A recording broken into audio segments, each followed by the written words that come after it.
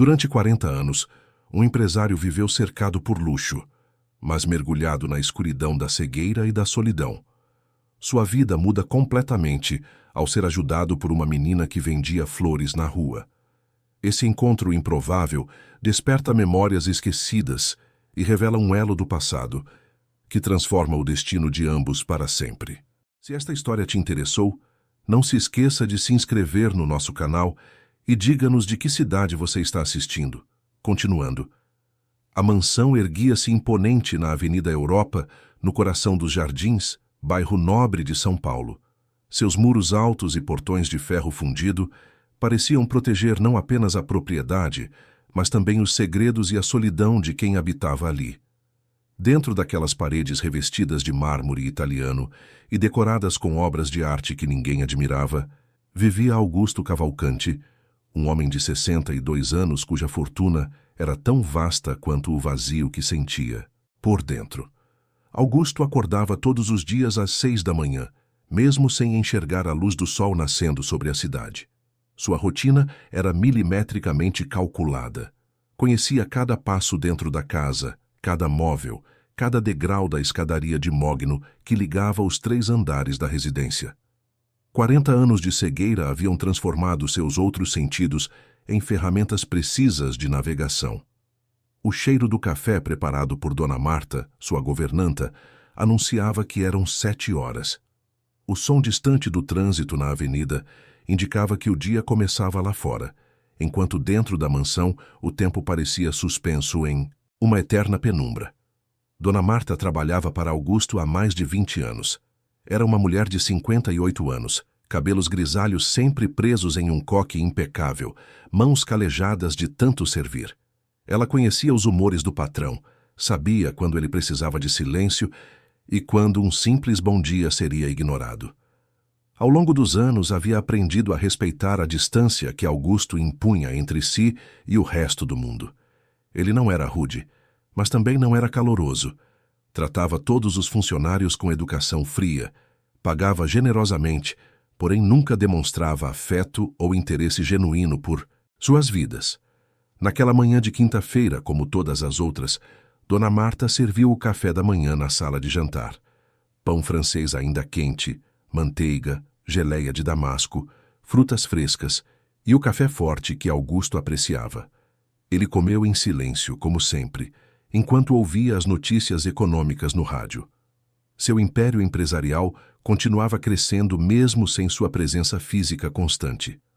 Augusto Cavalcanti era dono de uma das maiores incorporadoras de São Paulo, responsável por dezenas de edifícios comerciais e residenciais espalhados pela cidade.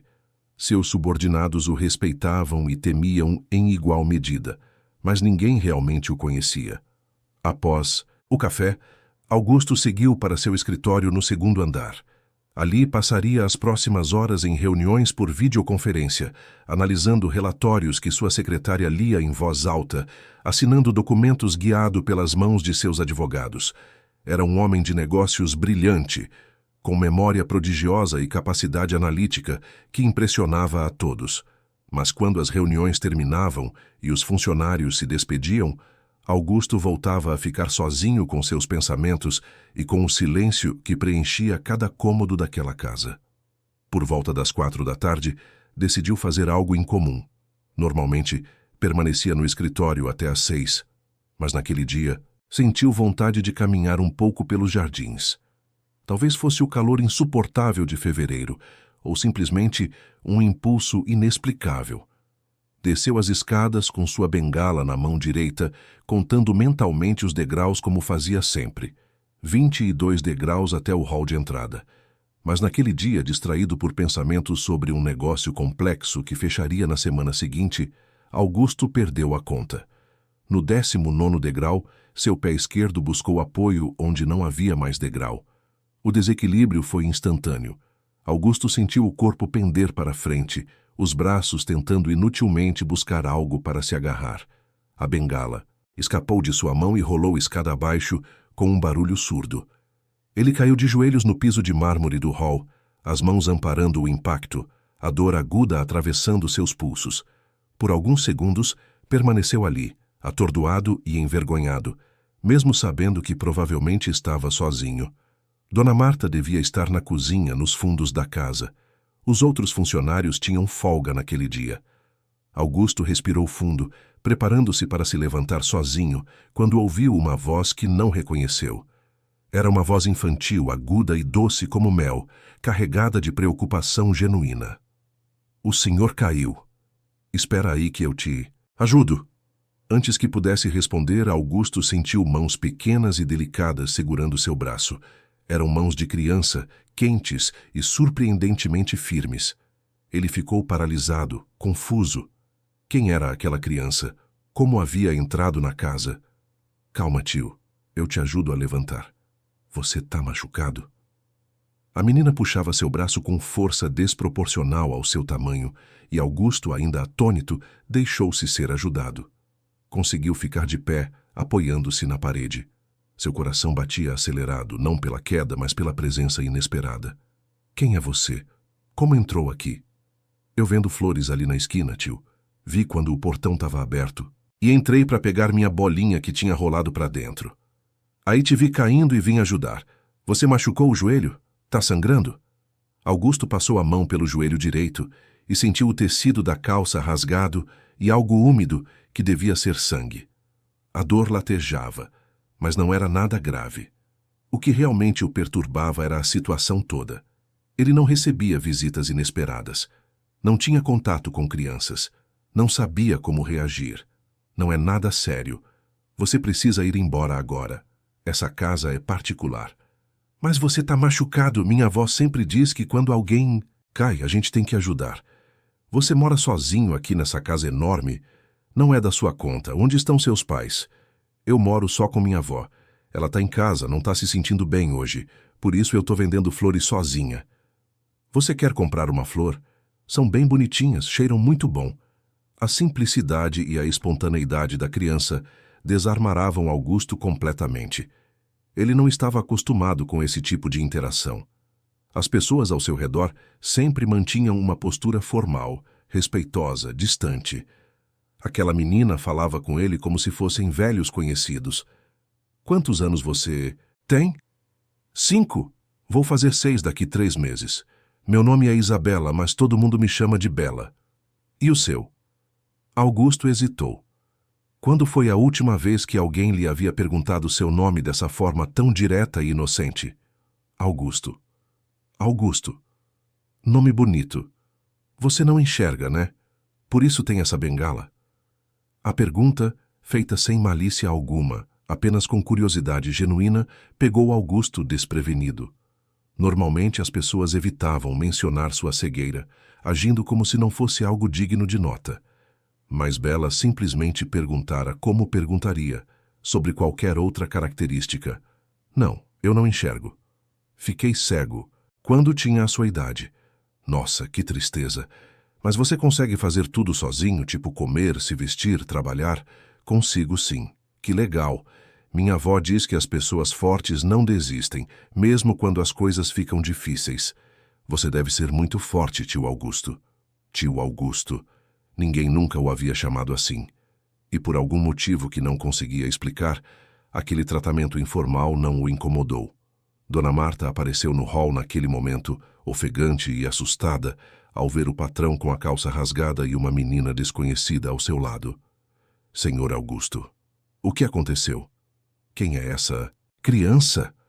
Eu caí na escada, Marta. A menina me ajudou. Ela entrou no jardim procurando uma bola. Dona Marta aproximou-se, avaliando a situação com um olhar desconfiado. Via muitas crianças pedindo esmolas perto da mansão e sempre as afastava educadamente, mas com firmeza. Menina, você precisa ir embora agora. O senhor precisa de cuidados e você não pode ficar aqui. Bela olhou para Augusto como se esperasse que ele confirmasse ou contradissesse a ordem da governanta. E então, para surpresa de ambos e dele mesmo, Augusto disse algo completamente inesperado. Marta, prepare um suco para a menina. Ela me ajudou quando caí. É o mínimo que posso fazer. O silêncio que se seguiu foi carregado de espanto. Dona Marta conhecia seu patrão há 2 décadas e jamais o havia visto demonstrar esse tipo de gentileza espontânea, especialmente com uma estranha. Mas ela era profissional demais para questionar. Como desejar, senhor? Vou preparar imediatamente. Enquanto Dona Marta se dirigia à cozinha, Augusto sentiu a mão pequena de Bela segurar a sua. Posso te levar até o sofá, tio Augusto? Assim você pode sentar e descansar o joelho. Pode. E ali, guiado por uma menina de 5 anos, Augusto Cavalcante atravessou o hall de sua própria mansão. Sentou-se no sofá de couro italiano da sala de estar, aquele mesmo sofá onde passara incontáveis noites sozinho, ouvindo o silêncio e perdido em memórias amargas. Mas naquele momento, pela primeira vez em décadas, não estava sozinho. Bela sentou-se ao seu lado, balançando as perninhas que não alcançavam o chão. Sua casa é muito grande, tio Augusto. Tem quantos quartos? 12. 12 quartos. Nossa! E você usa todos? Não, a maioria fica fechada. Que desperdício. Podia abrir para receber visitas, fazer festas. Minha avó sempre diz que casa sem gente é casa sem alma. Augusto sorriu. Pela primeira vez naquele dia. Pela primeira vez em muito tempo, na verdade. Havia algo refrescante na sinceridade daquela criança, em sua capacidade de dizer exatamente o que pensava sem filtros ou segundas intenções. Sua avó parece ser uma mulher sábia. É sim, ela sabe um monte de coisas. Fala de Deus, de amor, de bondade. Diz que o mais importante na vida não é ter coisas, mas ter pessoas que a gente ama. Você tem pessoas que você ama, tio Augusto? A pergunta atingiu Augusto como um soco no estômago. Ele ficou em silêncio, procurando uma resposta que não soasse patética. Não tinha família. Seus pais haviam partido há muitos anos. Ele era filho único, nunca se casara, nunca tivera filhos. Tinha funcionários, sócios, advogados, médicos, mas pessoas que amava? Não podia dizer que sim. Não tenho muitas pessoas na minha vida. Que tristeza, mas agora você tem eu. Posso ser sua amiga se você quiser. Por que você faria isso? Nem me conhece. Não precisa conhecer muito alguém para ser amigo, tio. Basta querer bem. E eu já gosto de você. Você tem uma voz gentil mesmo quando está sendo sério. Dona Marta retornou com uma bandeja contendo 2 copos de suco de laranja e um prato com biscoitos. Serviu primeiro Bela, depois Augusto. A menina agradeceu com entusiasmo e começou a beber o suco fazendo barulhos de satisfação, que arrancaram um sorriso até mesmo de Dona Marta. Esse suco tá muito gostoso. Obrigada, dona. Qual é o seu nome? Marta. Sou a governanta da casa. Prazer, Dona Marta. Você cuida do tio Augusto há muito tempo? Há mais de 20 anos. Nossa! Então vocês são quase família. Dona Marta trocou um olhar com Augusto, mas ele não podia ver a expressão dela. Se pudesse, teria notado a emoção contida naqueles olhos cansados, porque Bela havia dito algo que Marta sempre sentira, mas nunca ousara verbalizar. Ela realmente considerava Augusto como família, mesmo sabendo que para ele ela era apenas uma funcionária eficiente. Depois de terminarem o suco, Bela começou a descrever com entusiasmo a mansão. Falava das cortinas de veludo, dos lustres de cristal, dos quadros nas paredes que ela achava bonitos, mas estranhos. Descrevia as cores, as texturas, os detalhes arquitetônicos com os olhos maravilhados de quem via aquele luxo pela primeira vez.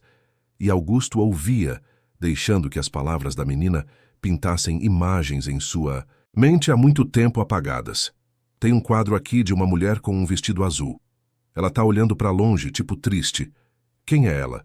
Não sei. Foi minha mãe quem decorou esta casa. Eu nunca vi esses quadros. A frase saiu com uma amargura involuntária. Bela percebeu. Você ficou cego quando era pequeno, né? Lembra como eram as cores? Lembro de algumas coisas. Lembro do azul do céu, do verde das árvores. Lembro do rosto da minha mãe. Mas são memórias antigas, meio embaçadas. Mas você ainda pode ver com o coração, tio Augusto. Minha avó sempre diz isso. Ela diz que tem gente que enxerga tudo e não vê nada, e tem gente que não enxerga nada e vê tudo. Você vê com o coração? Augusto ficou calado. A pergunta era simples demais para ser respondida facilmente. Ele via com o coração? Não. Há muito tempo havia fechado seu coração, trancado suas emoções em uma caixa no fundo da alma, concentrado apenas em construir seu império financeiro. Ver com o coração significava permitir-se sentir, conectar-se, amar.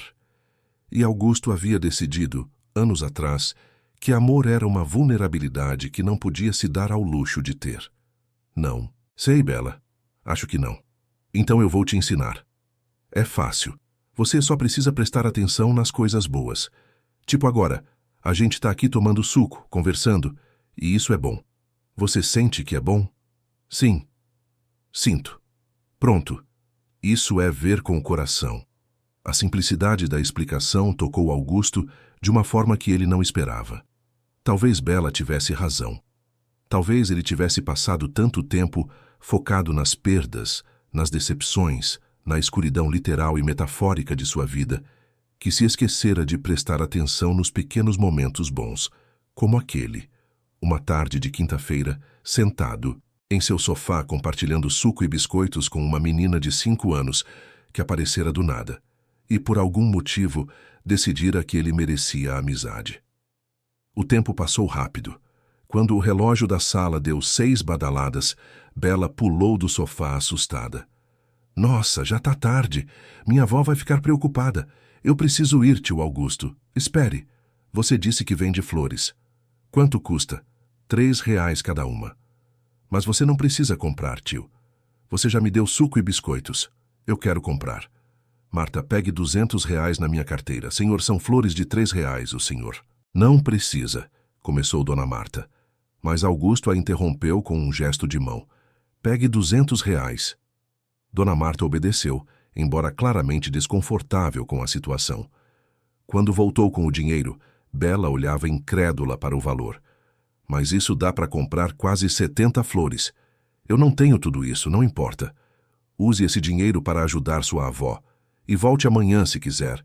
Pode trazer mais flores. Posso vir mesmo? Todo dia? Pode. Você disse que somos amigos. Amigos se visitam. Os olhos de Bela brilharam de alegria. Ela abraçou Augusto com tanta força que quase o derrubou do sofá. Era um abraço apertado, desesperado, cheio de gratidão e afeto puro. Augusto ficou rígido por um segundo, sem saber como responder. Quando foi a última vez que alguém o havia abraçado? Lentamente, hesitante, ele levantou os braços e retribuiu o abraço, permitindo-se sentir o calor daquele pequeno corpo contra o seu. Permitindo-se pela primeira vez em 40 anos aceitar o afeto de outro ser humano sem reservas ou barreiras.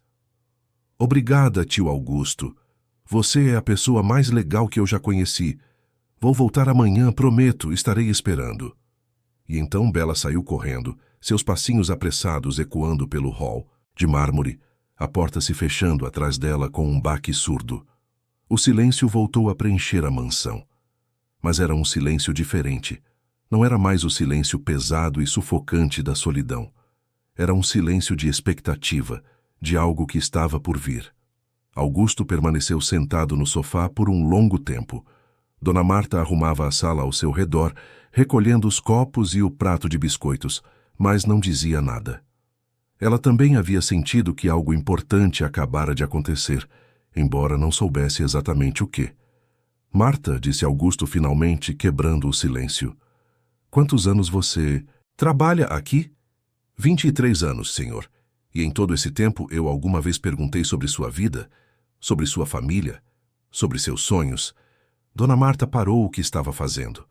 A pergunta a pegara completamente desprevenida. Não, senhor, mas não é sua obrigação se interessar por isso. Deveria ser. Você cuida de mim há mais de 2 décadas. Conhece meus hábitos, minhas preferências, me serve com dedicação todos os dias. E eu não sei quase nada sobre você. Isso está errado.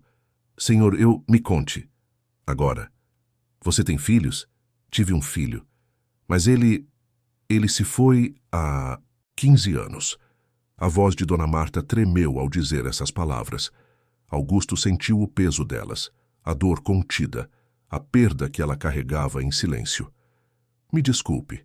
Eu não sabia. Ninguém sabia, senhor. Eu nunca falei sobre isso. Achei que não era apropriado trazer minhas dores pessoais para o trabalho. Augusto respirou fundo. Por quantos anos Dona Marta havia carregado aquele luto sozinha, servindo-o com um sorriso profissional, escondendo sua dor atrás de uma máscara de eficiência. E ele, ensimesmado em sua própria escuridão, nunca percebera, nunca perguntara, nunca se importara. De agora em diante, quero que você saiba que pode falar comigo, não apenas sobre trabalho, mas sobre qualquer coisa. Você não é apenas minha funcionária, Marta. Você é importante para mim. Dona Marta ficou em silêncio, mas Augusto ouviu um soluço abafado. Ela estava chorando. E ele não sabia o que fazer, não sabia como consolá-la. Mas então se lembrou do abraço de Bela, da forma como ela havia simplesmente o abraçado sem pedir permissão, oferecendo conforto através do toque. Augusto se levantou do sofá, tateando até encontrar Dona Marta, e então, pela segunda vez naquele dia, permitiu-se abraçar alguém. Obrigada, senhor. Obrigada. Eles ficaram assim por alguns minutos, dois seres humanos solitários encontrando consolo um no outro. Quando finalmente se separaram, algo havia mudado entre eles. Uma parede havia caído. Naquela noite, deitado em sua cama king-size no quarto do terceiro andar, Augusto não conseguia dormir.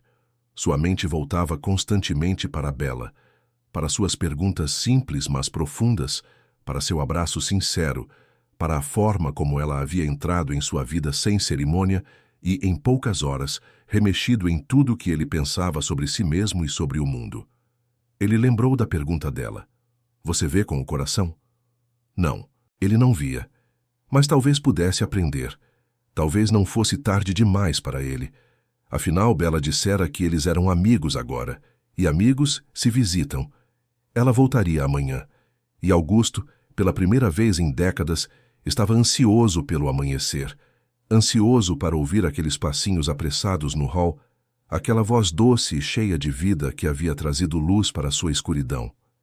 Enquanto São Paulo dormia lá fora, com seus milhões de habitantes perdidos em seus próprios mundos, dentro da mansão na Avenida Europa, um homem que vivera 40 anos na solidão abraçava a primeira centelha de esperança que sentia, desde que era menino.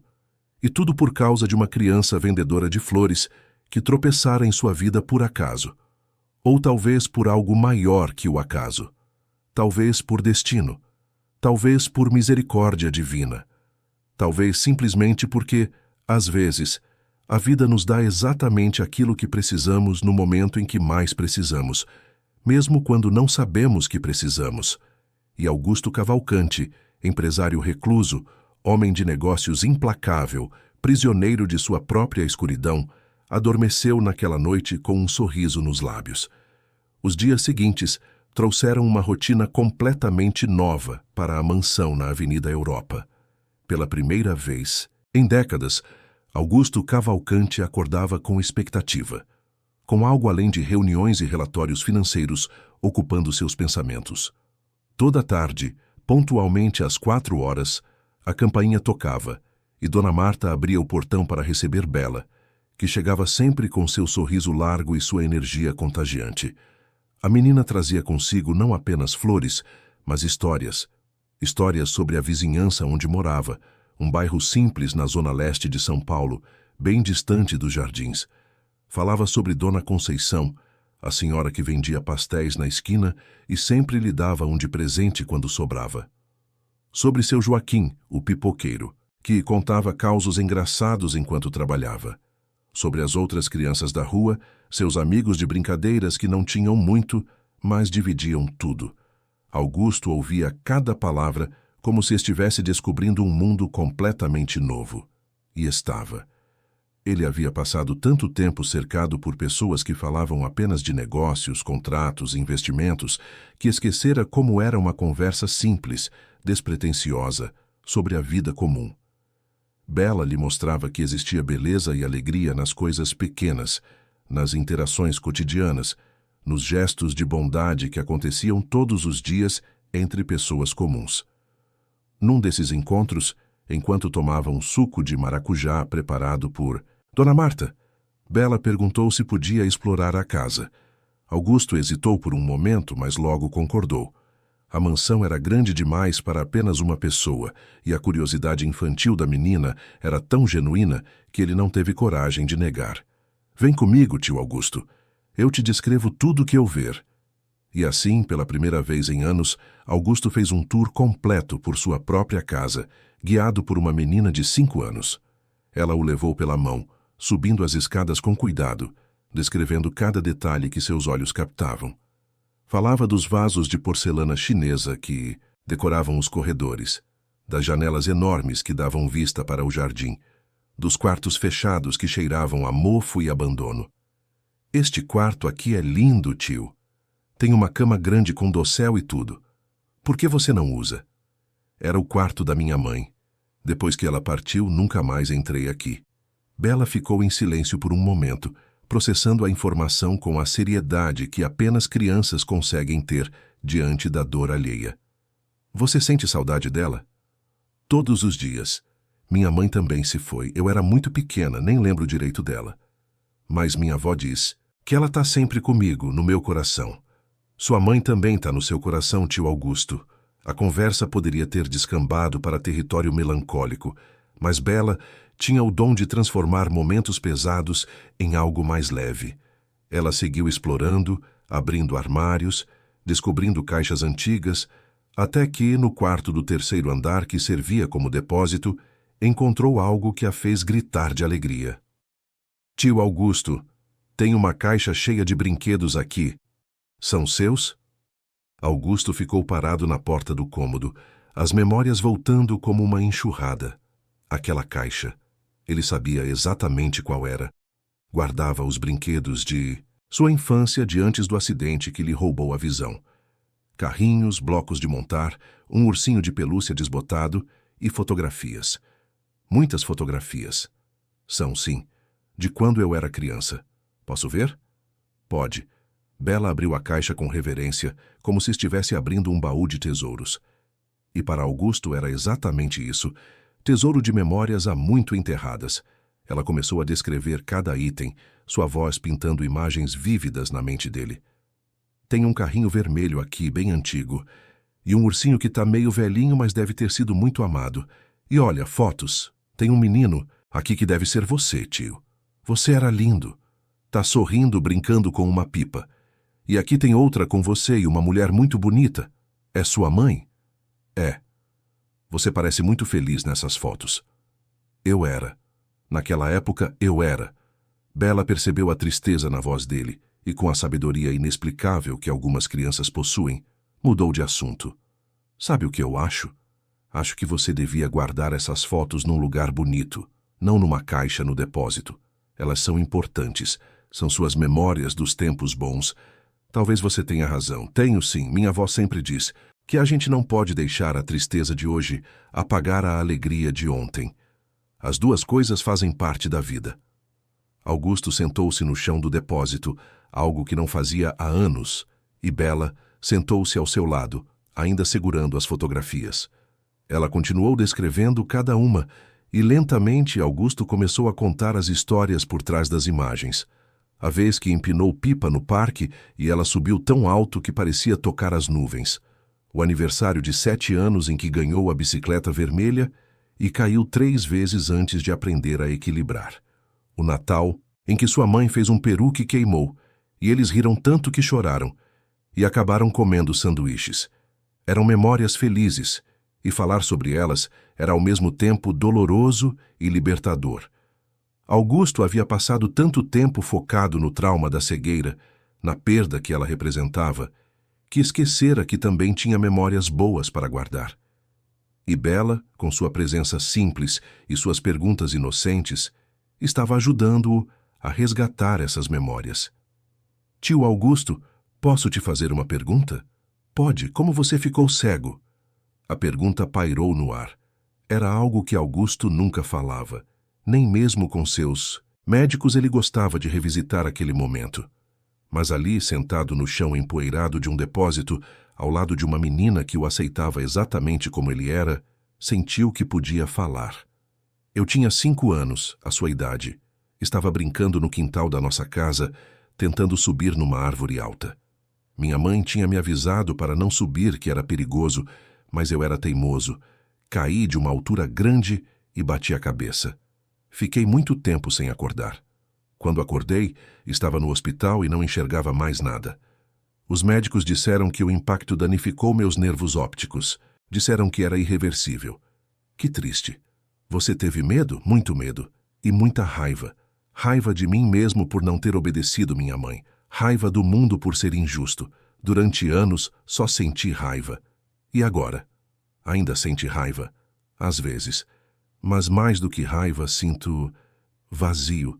Como se uma parte de mim tivesse ficado presa naquele dia, naquela queda. Bela ficou pensativa por um momento. Então, com aquela determinação infantil que não aceita impossibilidades, declarou: "Sabe o que eu acho? Acho que você pode recuperar a visão. Milagres acontecem, tio Augusto. Minha avó sempre fala isso. Ela diz que quando a gente menos espera, as coisas boas chegam. Não existem milagres para mim, Bela. Já consultei os melhores médicos do mundo. Todos disseram a mesma coisa. Mas já faz muito tempo, né? A medicina evolui. Pode ter tratamento novo que você não sabe. Você já procurou recentemente?" Augusto teve que admitir que não. Depois de décadas ouvindo que sua cegueira era permanente, ele simplesmente parara de procurar. Aceitara aquilo como seu destino imutável. Mas a esperança na voz de Bela era tão genuína, tão contagiante, que pela primeira vez em muito tempo, ele sentiu uma fagulha de algo parecido com esperança. Talvez eu devesse procurar de novo. Deveria. Promete que vai? Prometo. E Augusto cumpriria aquela promessa. Não porque acreditasse genuinamente que algo pudesse mudar, mas porque não queria decepcionar aquela menina que, inexplicavelmente, acreditava nele mais do que ele mesmo acreditava. Os dias se transformaram em semanas. Bela se tornou presença constante na mansão, e aos poucos, a casa começou a mudar. Dona Marta, inspirada pela alegria da menina, começou a deixar as janelas abertas, permitindo que o ar fresco e a luz do sol invadissem os cômodos antes sombrios. As flores que Bela trazia eram arranjadas em vasos por toda a casa, enchendo o ambiente com cores e perfumes. O silêncio opressivo foi substituído por risadas, conversas e, às vezes, cantorias desafinadas que Bela insistia em fazer enquanto ajudava Dona Marta na cozinha. Augusto também mudou. Seus funcionários notaram que ele estava mais paciente nas reuniões, menos áspero em suas colocações. Sorria mais, algo que pegava todos de surpresa. Seu médico particular, Dr. Henrique Santana, um homem de 50 anos que cuidava de Augusto há mais de uma década, foi convocado para uma consulta em casa numa sexta-feira à tarde. "Dr. Henrique, quero que você me diga a verdade. Existem novos tratamentos para a cegueira causada por trauma nos nervos ópticos? Algum avanço recente da medicina?" Dr. Henrique ajustou os óculos, surpreso com a pergunta. Augusto nunca demonstrara interesse em discutir tratamentos antes. "Bem, Sr. Cavalcanti, a verdade é que sim. A ciência avançou muito nos últimos anos. Há terapias experimentais usando células-tronco, implantes de retina artificial e até mesmo cirurgias para regeneração neural. Claro que nada é garantido e os resultados variam muito de caso para caso, mas há chances reais? Há. Eu diria que, dependendo da extensão do dano, as chances de recuperação parcial giram em torno de 30 a 40%.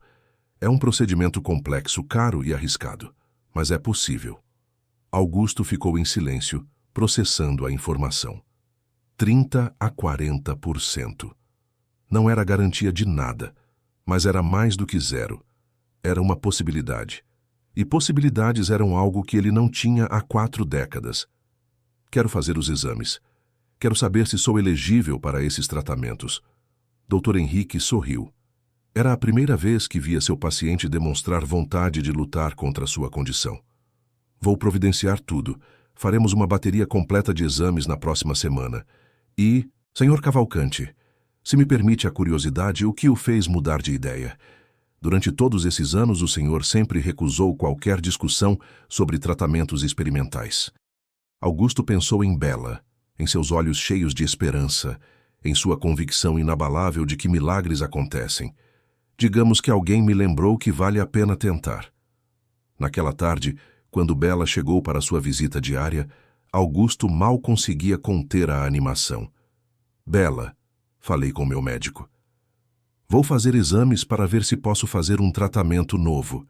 Um tratamento que pode me ajudar a enxergar de novo. O grito de alegria que Bela deu ecoou por toda a mansão. Ela pulou nos braços de Augusto, abraçando-o com toda a força que seus bracinhos magros permitiam. Eu sabia que ia dar certo. Você vai ver de novo, tio Augusto. Vai ver as flores, o céu, as pessoas. Vai me ver. A empolgação dela era tão pura, tão sincera, que Augusto sentiu os olhos arderem. Não chorava desde criança, mas naquele momento, uma lágrima solitária escorreu por seu rosto. Bela percebeu e, com delicadeza, secou a lágrima com sua pequena mão. Não fica triste, tio. São lágrimas boas, né? Lágrimas de esperança. São sim, pequenininha. São lágrimas de esperança. Mas nem tudo eram flores e esperanças. Numa terça-feira chuvosa, algo aconteceu que testaria os limites da mudança que Augusto estava passando. Ele tinha uma reunião importante marcada para as 15h, com os principais advogados de sua empresa e representantes de um fundo de investimento internacional. Era um negócio de milhões, um empreendimento que poderia expandir sua empresa para novos mercados. A reunião aconteceria na sala de conferências da mansão, um espaço formal no primeiro andar, equipado com mesa de reuniões, projetor e toda a infraestrutura necessária. Dona Marta havia preparado café e salgados, e tudo estava impecável. Os advogados chegaram pontualmente, acompanhados pelos investidores, todos de terno e gravata, carregando pastas de couro e expressões sérias. Augusto liderou a reunião com sua competência habitual. Discutiram números, projeções, riscos e benefícios. Os documentos foram espalhados sobre a mesa, aguardando assinaturas. Era nesse momento crítico, quando estavam prestes a fechar o acordo, que Bela chegou. A menina não sabia da reunião. Chegara no horário de sempre, 4h, mas um pouco mais cedo. Dona Marta tentou explicar que aquele não era um bom momento, mas Bela, empolgada com uma novidade que queria contar, insistiu em ver Augusto. E na confusão, acabou entrando na sala de conferência sem ser anunciada. Tio Augusto, adivinha? Minha avó tá melhor hoje, ela até levantou da cama. O silêncio que se seguiu foi constrangedor. Todos os presentes olharam para a menina suja de rua, com seu vestido simples e remendado, seus chinelos gastos, e depois para Augusto, esperando que ele reagisse. Um dos advogados, Dr. Maurício, um homem de 40 anos conhecido por sua rigidez, franziu o senho. Senhor Cavalcante, quem é essa criança? O que ela está fazendo aqui? É minha amiga, Bela. Ela me visita todos os dias. Com todo respeito, senhor, estamos no meio de uma reunião de negócios extremamente importante. Talvez fosse melhor pedir para que ela se retirasse. Antes que Augusto pudesse responder, Bela, sem entender completamente a tensão no ar, aproximou-se da mesa com curiosidade. Via todos aqueles papéis espalhados e pensou que talvez pudesse ajudar a organizá-los. Mas no movimento, esbarrou no copo de água de um dos investidores, que tombou sobre os contratos, molhando várias páginas. O caos foi instantâneo. Os advogados se levantaram alarmados, tentando salvar os documentos. O investidor praguejou em inglês. Dr. Maurício olhou para Bela com uma expressão de fúria mal contida. Isso é inaceitável. Essa criança arruinou documentos importantíssimos. Senhor Cavalcante, com todo respeito, o senhor precisa ter mais controle sobre quem entra em sua casa, especialmente durante reuniões de negócios. Bela, percebendo finalmente que havia feito algo errado, começou a chorar. Lágrimas rolavam por seu rosto enquanto ela tentava ajudar a secar os papéis com suas mãos pequenas, só piorando a situação. Desculpa, tio Augusto, desculpa, eu não queria. Eu só queria... Dr. Maurício a interrompeu, sua voz cortante. Você já fez estrago suficiente, menina. Vá embora e nunca mais volte aqui. Isso não é lugar para crianças de rua. As palavras foram como um tapa. Bela parou de chorar por um segundo, o impacto da crueldade daquelas palavras silenciando-a momentaneamente. Dona Marta, que havia entrado na sala ao ouvir a comoção, correu para consolar a menina. Os investidores trocavam olhares desconfortáveis, e Augusto, sentado na cabeceira da mesa, sentia uma raiva crescer dentro dele como não sentia há anos. Doutor Maurício, disse ele, sua voz baixa, mas carregada de autoridade, o senhor está despedido. O advogado piscou, incrédulo. Senhor Cavalcante, o senhor não pode estar falando sério. Eu trabalho para sua empresa há 15 anos. E durante esses 15 anos eu tolerei sua arrogância porque você era competente. Mas acabei de descobrir que você também é cruel. E crueldade, especialmente com crianças, é algo que não tolero. Recolha suas coisas e saia da minha casa. Mas, senhor, o negócio, os contratos podem ser refeitos. Dignidade, uma vez perdida, não pode. Saia. Agora.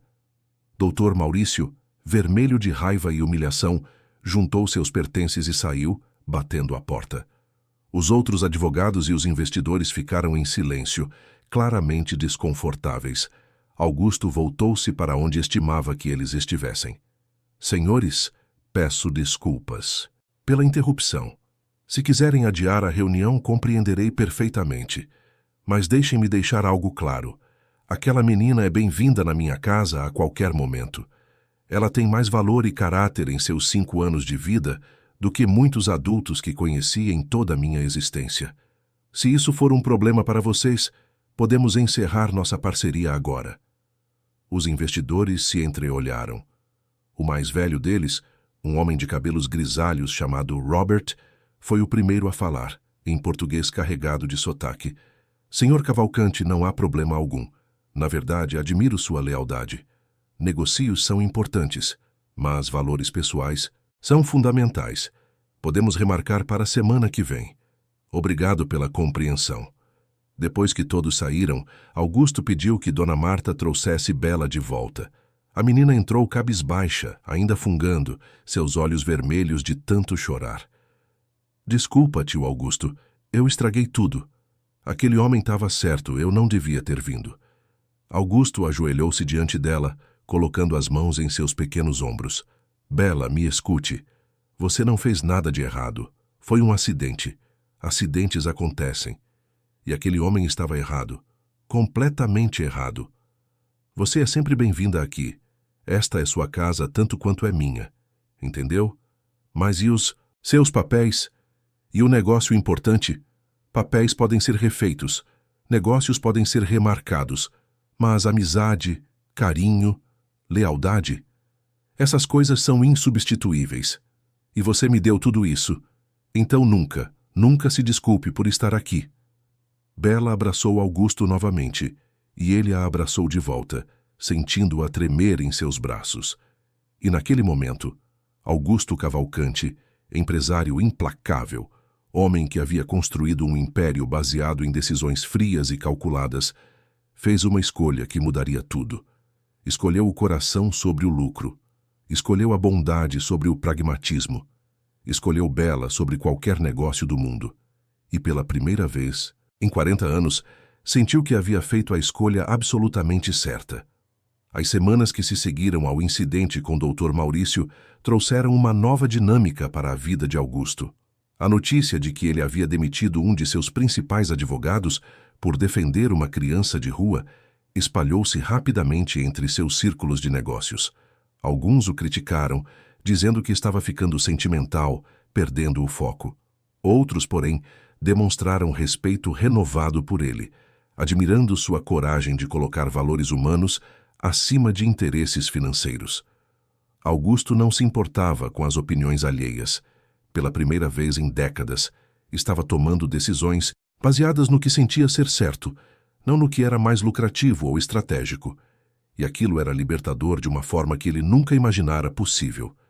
Dona Marta também passava por transformações. A conversa que tivera com Augusto naquele primeiro dia havia aberto comportas emocionais há muito fechadas. Ela começou a compartilhar mais sobre sua vida, suas memórias, sua dor pela perda do filho. E Augusto ouvia, realmente ouvia, não apenas com os ouvidos, mas com o coração.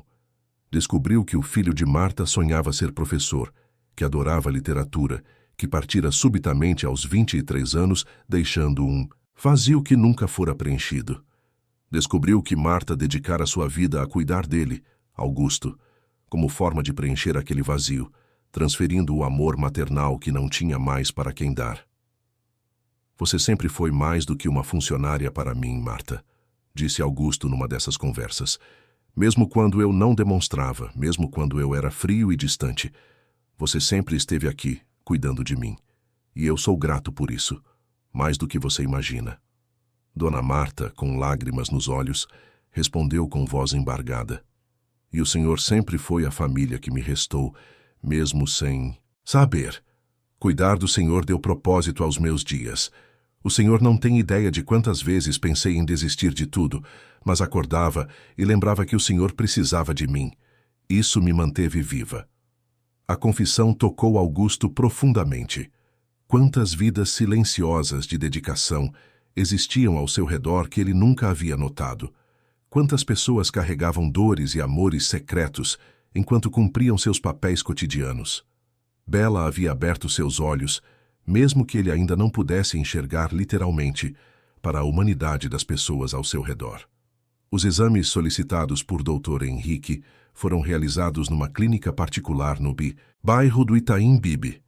Augusto passou por ressonâncias magnéticas, tomografias, testes de sensibilidade neural e uma série de procedimentos que duraram 3 dias completos. Bela insistiu em acompanhá-lo em todos, mesmo quando Augusto disse que não era necessário. Ela sentava-se na sala de espera com Dona Marta, balançando as perninhas e conversando animadamente com outros pacientes, espalhando sua alegria contagiante por onde passava. Quando os resultados ficaram prontos, Dr. Henrique pediu uma reunião particular com Augusto. Sua voz, normalmente calma e profissional, carregava um tom de empolgação contida. Senhor Cavalcante, tenho novidades surpreendentes. Os exames mostram que, diferentemente do que os médicos diagnosticaram há 40 anos, o dano aos seus nervos ópticos não é completo. Há conexões neurais preservadas, apenas adormecidas. Com a tecnologia atual, especialmente um tratamento que combina cirurgia de precisão com terapia de estimulação neural, há chances reais de recuperação parcial da visão. Augusto segurou firme nos braços da cadeira. Chances reais. As palavras ecoavam em sua mente. Quais são as chances exatas? Eu diria 50% de recuperar visão parcial suficiente para distinguir formas, cores, rostos. 20% de recuperação quase completa. Os outros 30% representam a possibilidade de não haver melhora, alguma ou até mesmo piora. É um procedimento arriscado, caro e sem garantias. E se eu não fizer nada? Então continuará como está. Sua cegueira é estável, não vai piorar. Mas também nunca melhorará. Augusto ficou em silêncio por longos minutos. 50%. Metade das chances de voltar a ver, ao menos parcialmente. Mas também metade das chances de permanecer na escuridão, ou pior, era uma aposta. E Augusto sempre fora um homem avesso a apostas quando o que estava em jogo era algo importante.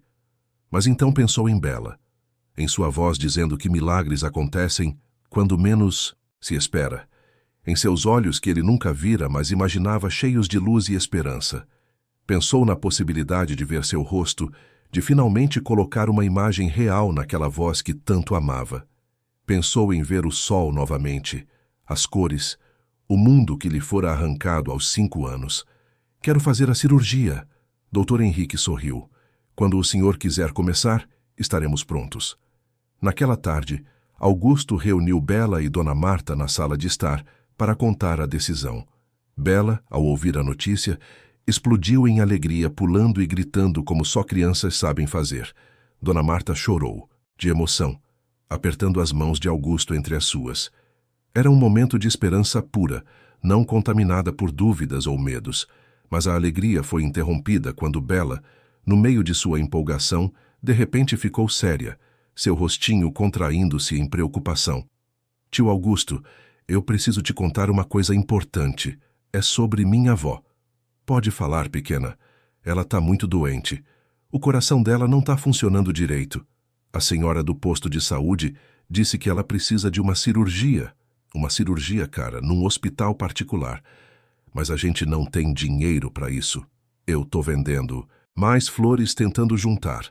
Mas a senhora disse que precisa ser logo, que não dá para esperar muito tempo. A voz de Bela tremeu ao dizer as últimas palavras, e lágrimas começaram a rolar por seu rosto. Todo o medo que ela vinha carregando sozinha, tentando ser forte para não preocupar a avó, finalmente transbordava. Augusto puxou a menina para seu colo, abraçando-a com força. Bela, me escute, sua avó vai fazer essa cirurgia. Eu vou cuidar de tudo, do hospital, dos médicos, de todos os custos. Você não precisa se preocupar com dinheiro. Mas é muito caro, tio. A senhora falou que custa mais de 100 mil reais. Não importa quanto custa. Sua avó vai ter o melhor tratamento possível. É o mínimo que posso fazer por você, depois de tudo que você fez por mim. Bela abraçou Augusto com tanta força que ele sentiu as costelas protestarem, mas não reclamou. Apenas segurou aquela criança que havia mudado sua vida, sentindo a gratidão dela fluir através do abraço. Posso te levar para conhecer minha avó? Ela sempre quis te conhecer. Eu conto tudo sobre você para ela todos os dias. Claro que pode. Vamos agora mesmo. E assim, pela primeira vez em décadas, Augusto Cavalcante saiu de sua mansão nos Jardins para visitar um bairro simples na zona leste de São Paulo.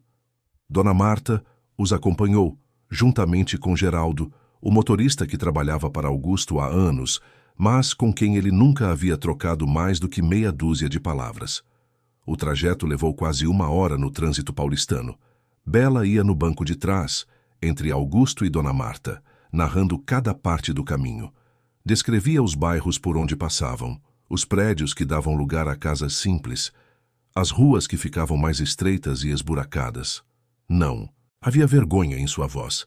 Apenas amor por seu bairro, por sua comunidade, por sua casa. Quando chegaram à Rua das Acácias, uma viela estreita com casas coladas umas nas outras, Augusto sentiu o cheiro característico de um bairro popular. Comida caseira, roupas secando no varal, terra úmida. Eram cheiros que ele não sentia há muito tempo, cheiros que remetiam a uma simplicidade há muito perdida em sua vida de luxo isolado. A casa de Bela era pequena, com apenas 3 cômodos. A pintura descascava, o portão estava enferrujado, mas havia flores plantadas em latas de tinta velhas, dando um toque de cor e vida ao lugar. Bela abriu a porta com empolgação. Vó, trouxe o tio Augusto para te conhecer." De dentro da casa veio uma voz feminina, fraca, mas carregada de emoção. "Isabela, minha menina, você trouxe ele mesmo? Entra, entra." Augusto foi guiado por Bela até a sala minúscula, onde havia um sofá velho e uma televisão pequena. Mas o que dominava o ambiente era a cama hospitalar improvisada, onde estava a avó de Bela. Era uma mulher que Augusto estimou ter entre 65 e 70 anos, magra, com cabelos brancos presos em um rabo de cavalo frouxo. Sua pele era morena, marcada pelo tempo e pelo trabalho, mas seus olhos ainda brilhavam com vida. "Senhor Augusto, que honra receber o senhor em nossa humilde casa. Isabela não fala de outra coisa senão o senhor. Disse que o senhor é o homem mais gentil que ela já conheceu. A honra é minha, senhora. Terezinha. Pode me chamar de Terezinha." Augusto sentou-se na cadeira que Bela trouxe, enquanto Dona Marta ficava de pé atrás dele, observando tudo com atenção. Havia algo familiar na voz de Dona Terezinha, algo que Augusto não conseguia identificar. "Dona Terezinha, vim aqui porque Bela me contou sobre sua situação. Quero que a senhora saiba que vou custear todo o tratamento necessário. A cirurgia, o hospital, os remédios, tudo." Dona Terezinha ficou em silêncio por um momento, e Augusto ouviu um soluço abafado. Ela estava chorando. "Senhor Augusto, eu não sei como agradecer. Não sei o que fiz para merecer tamanha bondade. A senhora criou uma menina maravilhosa que mudou minha vida completamente. É o mínimo que posso fazer." Foi então que Dona Terezinha disse algo que fez o coração de Augusto parar por um segundo. O senhor não se lembra de mim, né? Mas eu me lembro do senhor. Eu era enfermeira no Hospital São Luís há 40 anos. Cuidei do senhor quando o senhor era uma criança, depois do acidente. O silêncio que se seguiu foi absoluto. Augusto sentiu o mundo girar ao seu redor. A voz. Era por isso que a voz dela era familiar. Memórias enterradas começaram a ressurgir. Uma voz gentil, dizendo que tudo ficaria bem. Mãos cuidadosas trocando curativos. Uma presença reconfortante nos dias mais escuros de sua vida. A senhora é a enfermeira Terezinha? A que cantava para mim quando eu tinha pesadelos? Sou eu, sim. Nunca esqueci do senhor, menino Augusto. Sempre me perguntei o que tinha acontecido com aquela criança assustada que ficou sob meus cuidados por 3 meses. As lágrimas começaram a rolar pelo rosto de Augusto. 40 anos. 40 anos separando aquele menino aterrorizado da enfermeira gentil que havia sido uma luz em seu momento mais sombrio. E agora, através de um acaso impossível, ou talvez de algo maior que o acaso, eles haviam se reencontrado. Dona Terezinha levantou-se da cama com dificuldade, apoiando-se em Bela, e caminhou até onde estava guardada uma caixa de sapatos velha. De dentro dela, tirou um envelope amarelado pelo tempo. Guardei isso todos esses anos. Era o prontuário do senhor que ia ser descartado quando o senhor recebeu alta. Peguei porque achei que um dia poderia ser importante. Ela abriu o envelope e começou a ler em voz alta, com Bela ajudando nas partes mais difíceis. Paciente Augusto Cavalcante, 5 anos. Trauma craniano severo, resultando em perda de visão bilateral. Diagnóstico inicial indicava dano permanente aos nervos ópticos. Porém, conforme observações da equipe médica nas semanas seguintes, testes neurológicos sugeriram preservação parcial das conexões.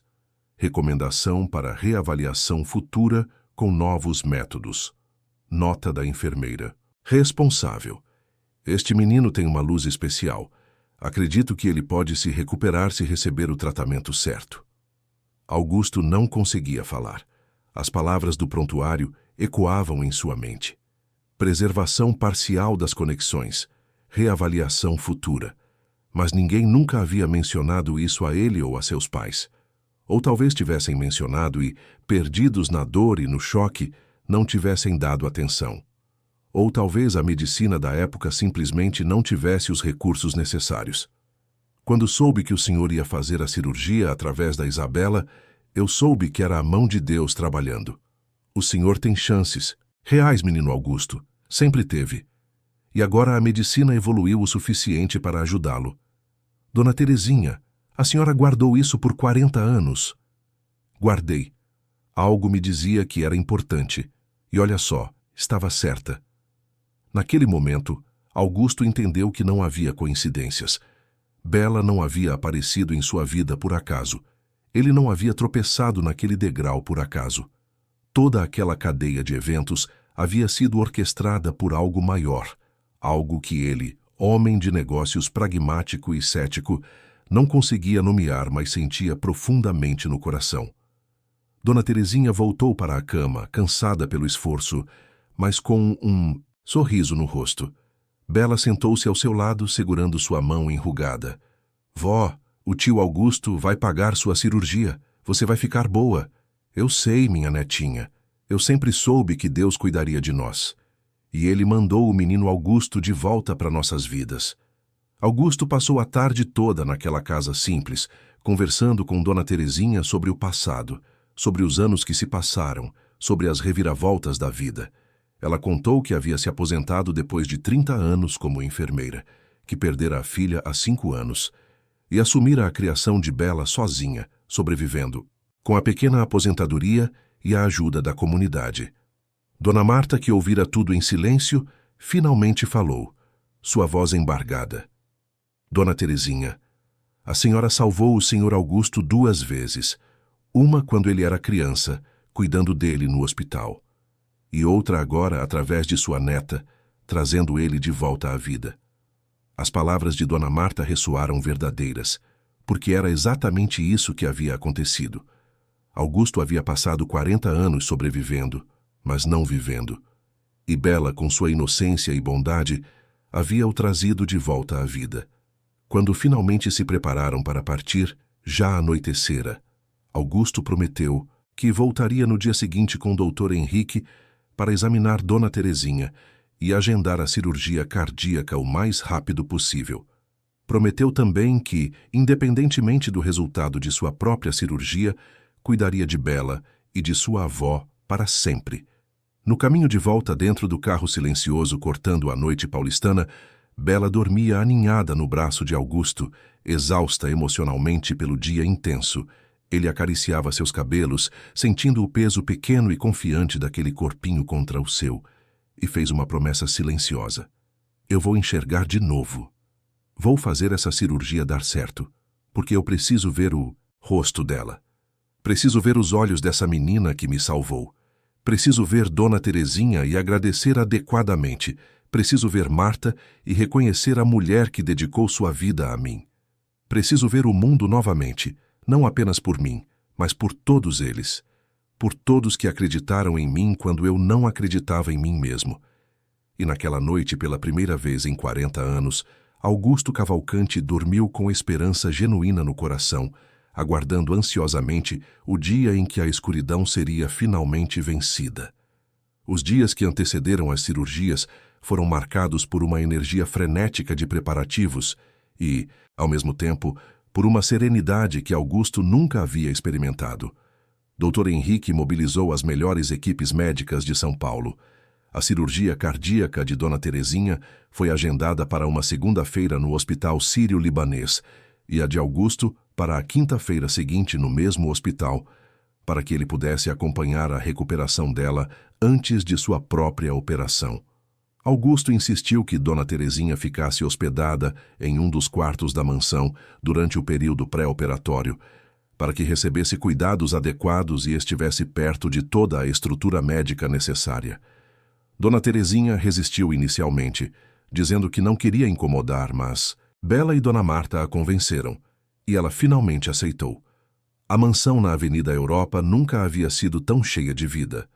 Dona Terezinha ocupou o quarto de hóspedes no segundo andar, aquele mesmo que havia pertencido à mãe de Augusto.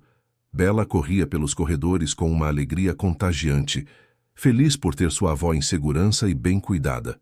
Dona Marta, que finalmente tinha outra mulher com quem conversar, passava horas na cozinha com Dona Terezinha, trocando receitas e histórias de vida. Augusto observava tudo aquilo, ou melhor, sentia tudo aquilo acontecer ao seu redor, e seu coração transbordava de uma emoção que ele nem sabia que era capaz de sentir.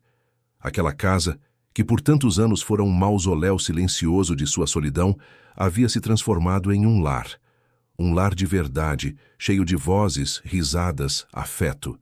Na noite anterior à cirurgia de Dona Terezinha, todos se reuniram na sala de jantar para um jantar especial preparado por Dona Marta. Havia feijoada, a pedido de Bela, que adorava feijão, farofa crocante, couve refogada, laranja e aquela alegria simples de pessoas reunidas ao redor de uma mesa, compartilhando não apenas comida, mas também esperanças. Dona Terezinha, sentada à cabeceira, da mesa oposta a Augusto, ergueu seu copo de suco. Quero fazer um brinde a esta família que Deus reuniu de uma forma tão especial. Ao menino Augusto, que se tornou um homem de coração nobre. A Marta, que nos recebeu com tanto carinho. E a minha Isabela, que com sua luz iluminou o caminho de todos nós. Todos ergueram seus copos, e Bela, sem entender completamente a solenidade do momento, mas sentindo sua importância, gritou com entusiasmo: "A família!" As palavras ecoaram pela sala, e Augusto sentiu algo se partir dentro dele. Não era dor. Era a última barreira que mantinha seu coração protegido, desmoronando completamente. Ele tinha uma família agora. Depois de 40 anos sozinho, tinha uma família. A cirurgia de Dona Terezinha durou 6 horas. Augusto, Bela e Dona Marta passaram todo esse tempo na sala de espera do hospital, ansiosos e unidos na preocupação. Bela rezava baixinho, suas mãozinhas juntas, os olhos fechados. Dona Marta tricotava nervosamente. as agulhas batendo em um ritmo acelerado, e Augusto apenas segurava a mão de Bela, transmitindo força e recebendo força ao mesmo tempo. Quando o cirurgião finalmente saiu, ainda de roupa cirúrgica, seu sorriso já antecipava as boas notícias. A cirurgia foi um sucesso completo. Conseguimos fazer o bypass e corrigir a válvula mitral. Dona Terezinha é uma mulher forte. Com repouso e fisioterapia cardíaca, ela terá uma recuperação excelente. Bela explodiu em lágrimas de alegria, abraçando Augusto e Dona Marta simultaneamente. A tensão acumulada durante meses, desde que descobrira a doença da avó, finalmente se liberava em um choro catártico de alívio e felicidade. Dona Terezinha passou 3 dias na UTI e depois foi transferida para um quarto particular. Sua recuperação foi notável, impressionando até os médicos mais experientes. Como ela mesma disse, ainda tinha muito que viver. Uma neta para criar e um reencontro milagroso para celebrar. E então chegou a quinta-feira, o dia da cirurgia de Augusto. Ele acordou às 5 da manhã, o coração batendo acelerado, uma mistura de medo e expectativa preenchendo cada fibra de seu ser. Dona Marta preparou um chá suave, já que ele não podia comer nada antes da cirurgia. Bela, que havia insistido em dormir no quarto ao lado do dele na noite anterior, apareceu de camisola, com os olhos ainda sonolentos, mas determinados. Tio Augusto, posso ir com você para o hospital? Claro que pode, pequena. Preciso de você. Lá. No hospital, depois de todos os procedimentos pré-operatórios, Augusto foi conduzido à sala cirúrgica. Bela o acompanhou até onde era permitido, segurando firme em sua mão. Tio Augusto, quando você acordar, vai me ver. Vai ver meu rosto. E eu quero que saiba que eu vou estar sorrindo, tá? O maior sorriso do mundo. Estarei esperando por esse sorriso. Você vai conseguir. Eu sei que vai. Porque você é forte. E porque Deus tem um plano para você. Augusto abraçou Bela uma última vez, antes de ser levado para a sala cirúrgica. E naquele abraço estava toda a gratidão, todo o amor, toda a esperança que ele carregava no coração. A cirurgia durou 8 horas. Foi um procedimento complexo e delicado, envolvendo microcirurgia nos nervos ópticos, implante de dispositivos de estimulação neural e regeneração de tecidos. Dr. Henrique liderou a equipe com maestria, auxiliado por 2 especialistas internacionais que vieram especialmente para este caso. Quando Augusto finalmente acordou da anestesia, estava em um quarto escuro. Seus olhos estavam cobertos por bandagens especiais que bloqueavam completamente qualquer entrada de luz. Dr. Henrique estava ao seu lado. Senhor Cavalcante, a cirurgia foi bem sucedida tecnicamente. Conseguimos fazer tudo o que planejamos. Agora precisamos esperar. As bandagens ficarão por 1 semana para permitir que os tecidos cicatrizem adequadamente. Depois disso, saberemos se o procedimento funcionou. 1 semana. 7 dias que pareceram 7 anos. Mas Augusto não estava sozinho durante esse período. Bela o visitava todos os dias, sempre chegando com histórias novas para contar. Sentava-se ao lado de sua cama e narrava tudo o que via pela janela do hospital. As árvores balançando com o vento, os pássaros que pousavam no parapeito, as nuvens que formavam desenhos engraçados no céu.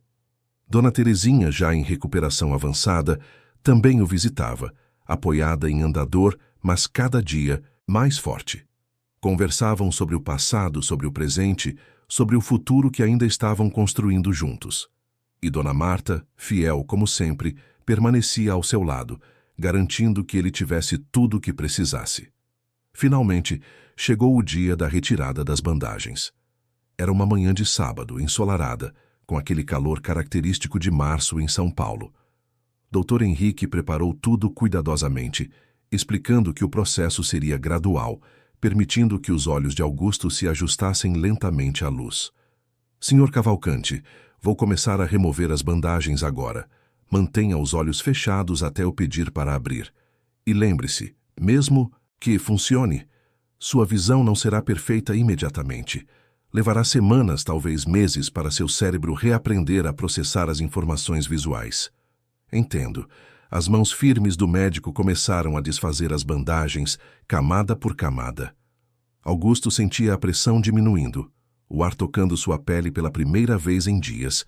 Seu coração batia tão forte que ele tinha certeza de que todos no quarto podiam ouvi-lo. Pronto. As bandagens estão removidas. Agora, lentamente, tente abrir os olhos. Augusto respirou fundo. Este era o momento. 40 anos de escuridão culminando neste único instante. Ele abriu os olhos. No início, havia apenas borrões de luz, manchas brilhantes e escuras sem forma definida. Mas então, gradualmente, as manchas começaram a se organizar. Cores. Ele estava vendo cores. Azul, branco, amarelo. As cores que existiam apenas em suas memórias mais antigas estavam ali, reais, vibrantes, vivas. Estou vendo cores, murmurou Augusto, sua voz trêmula de emoção. Estou vendo cores. Dr. Henrique sorriu amplamente. Isso é excelente. Continue olhando. Deixe seus olhos se ajustarem. As formas começaram a se definir. A janela, as cortinas, a cama. O rosto de Dr. Henrique, ainda meio embaçado, mas reconhecível. E então, ao seu lado, uma figura pequena. Cabelos castanhos em 2 trancinhas. Vestido amarelo. Olhos grandes e brilhantes fixos nele. Bela. As lágrimas começaram a rolar pelo rosto de Augusto, não as lágrimas salgadas e quentes da tristeza, mas as lágrimas doces do milagre realizado. Porque ali, bem na sua frente, estava o rosto que ele havia imaginado 1000 vezes, mas nunca visto. E era ainda mais bonito do que qualquer imagem que sua mente pudesse criar. Bela tinha um rosto redondo de criança, bochechas rosadas, nariz pequeno e arrebitado. Seus olhos eram castanhos e enormes, cheios de uma luz que parecia vir de dentro. E seu sorriso, aquele sorriso que ela havia prometido, era o sorriso mais radiante que Augusto jamais vira em toda a sua vida. Bela, é você? Sou eu, tio Augusto. Você tá me vendo? Tá me vendo mesmo? Estou vendo você, pequena. E você é a coisa mais linda que eu já vi. Bela pulou na cama, abraçando Augusto com toda a força, e ambos choraram juntos, um choro de alegria pura, de gratidão, de amor. Dona Marta, que estava em um canto do quarto, cobria a boca com as mãos, suas próprias lágrimas caindo livremente. E Dona Terezinha, apoiada em seu andador perto da janela, sorria com aquela sabedoria de quem sempre soube que este dia chegaria.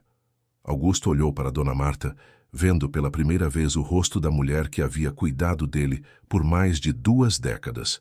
Viu os cabelos grisalhos, as rugas ao redor dos olhos, mas principalmente viu a bondade, a dedicação, o amor incondicional estampados em cada linha daquela face.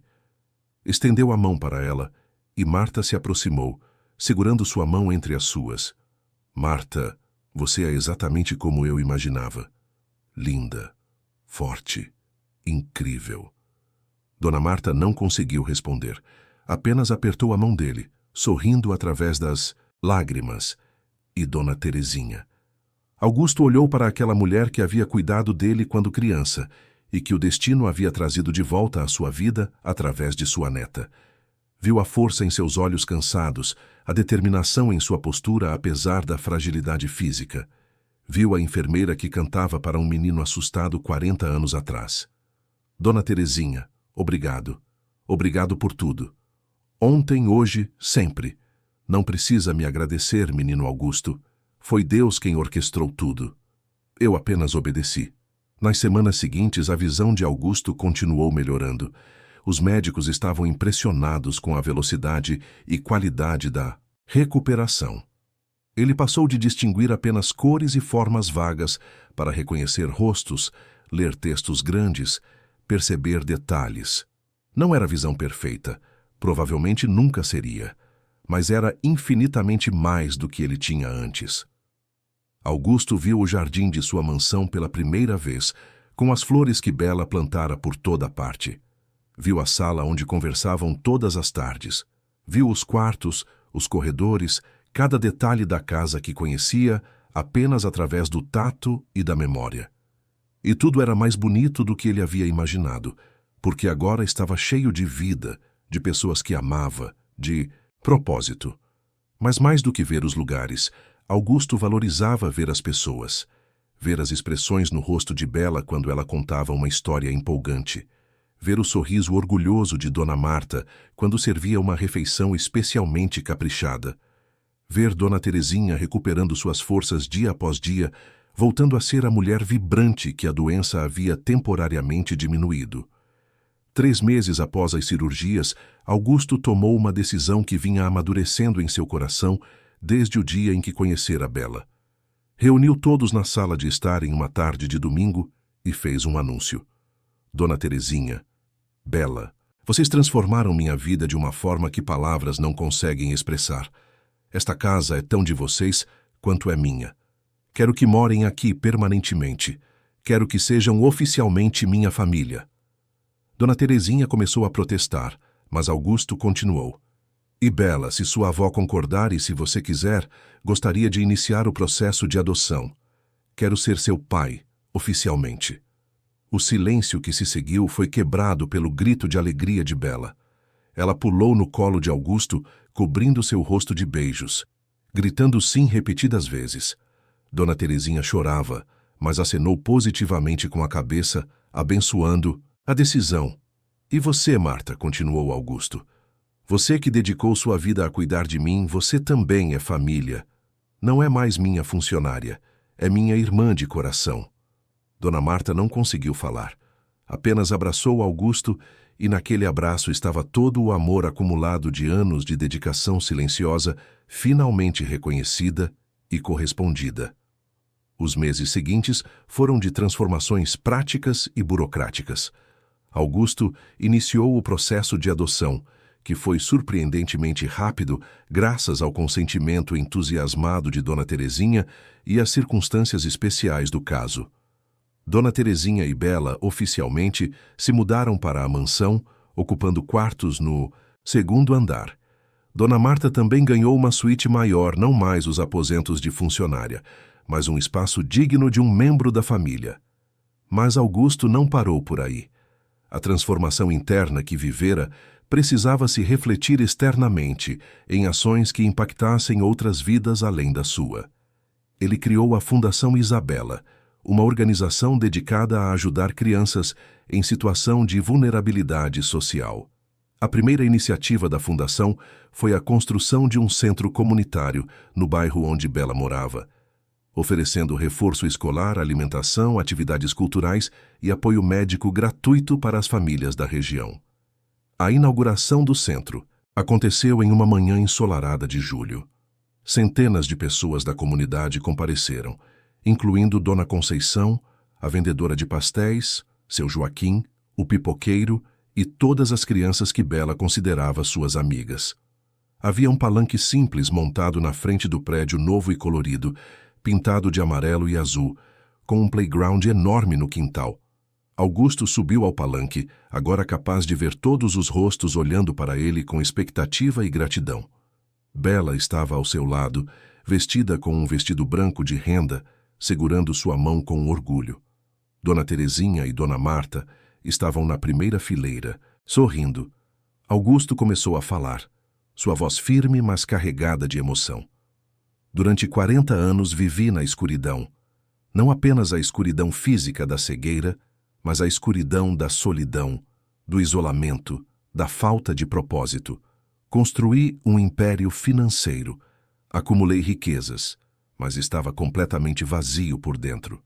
E então, há alguns meses, uma menina de 5 anos tropeçou em minha vida. Literalmente. Ela me ajudou quando caí e, ao me ajudar a levantar, me ensinou a enxergar com o coração antes mesmo de recuperar minha visão física. Augusto olhou para Bela, que sorria através de lágrimas de orgulho. Isabela me ensinou que o verdadeiro valor da vida não está nas coisas que possuímos, mas nas pessoas que amamos. Me ensinou que nunca é tarde para recomeçar, para acreditar em milagres, para abrir o coração. E, mais importante, me ensinou que o amor não tem limites de idade, classe social, ou qualquer outra barreira que nós, adultos complicados, criamos.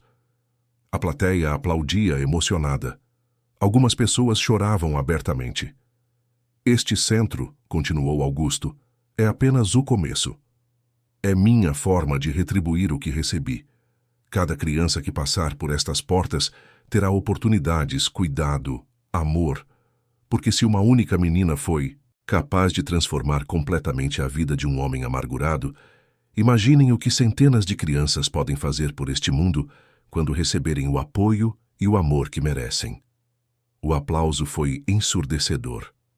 Bela abraçou Augusto e a foto daquele momento, um empresário de 63 anos abraçando sua filha adotiva, de 5 em frente ao centro comunitário que levava o nome dela, estampou as capas dos principais jornais de São Paulo no dia seguinte. Mas para Augusto, o momento mais importante não foi a inauguração pública, mas o que aconteceu depois, quando todos já haviam ido embora. Ele caminhou pelo centro vazio, vendo cada detalhe. As salas de aula bem equipadas, a biblioteca colorida, a cozinha industrial onde seriam preparadas refeições, a enfermaria com equipamentos modernos, e no corredor principal, uma placa de bronze com os dizeres Fundação Isabela, onde o amor transforma vidas. Bela correu atrás dele, seus passinhos ecoando pelo corredor. Gostou, pai? Era a primeira vez que ela o chamava de pai, não tio Augusto, mas pai. E aquela palavra simples atingiu Augusto com uma força emocional que quase o derrubou. Ele se ajoelhou diante dela, segurando seu rostinho entre as mãos, olhando, bem nos olhos castanhos que tanto amava. Amei, minha filha. E você sabe por quê? Porque cada criança que for ajudada aqui vai receber um pedacinho do amor que você me deu. Você não mudou apenas minha vida, Bela. Você vai mudar a vida de centenas, milhares de crianças, através do que construiremos juntos. E enquanto pai e filha se abraçavam naquele corredor vazio, que logo estaria cheio de vida e esperança, Augusto pensou em como sua vida havia dado uma volta completa. Do menino de 5 anos que perdera a visão ao homem de 63 que a recuperara. Da solidão absoluta à família completa. Do vazio existencial ao propósito transbordante. Naquela noite, na mansão que não era mais uma prisão, mas um lar, todos jantaram juntos. Bela contava animadamente sobre as crianças que conhecera na inauguração.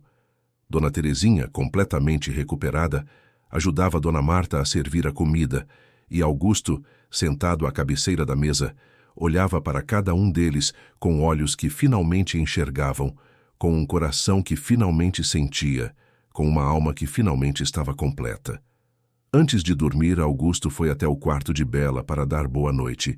Ela já estava deitada, abraçada ao ursinho de pelúcia que ele havia lhe dado, aquele mesmo ursinho que estivera guardado na caixa de brinquedos do depósito. Pai, posso te fazer uma pergunta? Pode, meu amor. Você é feliz agora? Augusto sorriu, acariciando os cabelos dela. Sou a pessoa mais feliz do mundo. E você sabe por quê? Porque aprendi que a felicidade não está em ter tudo, mas em amar e ser amado. E eu tenho vocês. Tenho você, sua avó, a Marta. Tenho uma família. Tenho um propósito. Tenho tudo o que sempre precisei, mas não sabia. Eu também sou muito feliz, pai. A avó sempre dizia que tudo acontece no tempo certo de Deus. E ela estava certa. A gente se encontrou no tempo certo. Estava certa mesmo. Augusto beijou a testa de Bela e apagou a luz, deixando apenas o abajur fraco iluminando o quarto. Ao sair, parou na porta por um momento, olhando para aquela criança que havia transformado sua vida por completo. Uma menina de 5 anos que vendia flores na rua e que, através de um gesto simples de bondade, havia salvado um homem da escuridão. E Augusto Cavalcante, o empresário recluso que vivera 40 anos na solidão e na cegueira, finalmente entendeu o verdadeiro significado de enxergar. Não era sobre ver cores, formas ou rostos. Era sobre ver o amor onde ele sempre esteve, ver as oportunidades de bondade em cada esquina, ver a beleza nas coisas simples, ver a humanidade nas pessoas ao seu redor. Nos anos seguintes, a Fundação Isabela expandiu suas operações, construindo centros em diversos bairros de São Paulo e depois em outras cidades. Milhares de crianças foram beneficiadas, recebendo educação, saúde, alimentação e principalmente amor e esperança. Bela cresceu em um lar cheio de afeto, tornou-se uma jovem brilhante e compassiva, sempre envolvida nas atividades da fundação que levava seu nome. Dona Terezinha viveu muitos anos mais, sendo a matriarca amorosa daquela família improvável. E Dona Marta finalmente encontrou paz para a dor que carregara por tanto tempo, preenchendo o vazio deixado por seu filho com o amor por aquela família que a adotara tanto quanto ela os adotara. E todas as manhãs, quando Augusto acordava e via a luz do sol entrando pela janela, quando via o rosto de Bela sorrindo no café da manhã, quando via as flores que ela ainda insistia em plantar por todo o jardim, ele agradecia silenciosamente por aquele dia em que tropeçara nos degraus de sua própria casa, porque foi ali, naquela queda aparentemente insignificante, que sua verdadeira vida começou. Fim da história. Queridos ouvintes, esperamos que a história de Augusto e Isabela tenha tocado profundamente o seu coração. Se você se emocionou com essa jornada de amor, transformação e esperança, deixe seu like, inscreva-se no canal e conte nos comentários qual foi o momento que mais te marcou.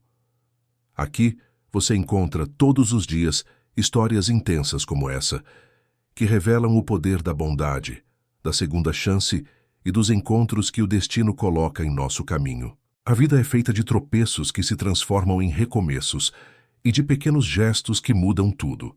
Obrigado por nos acompanhar nessa emocionante jornada. Te esperamos no próximo episódio, com uma nova história para aquecer seu coração.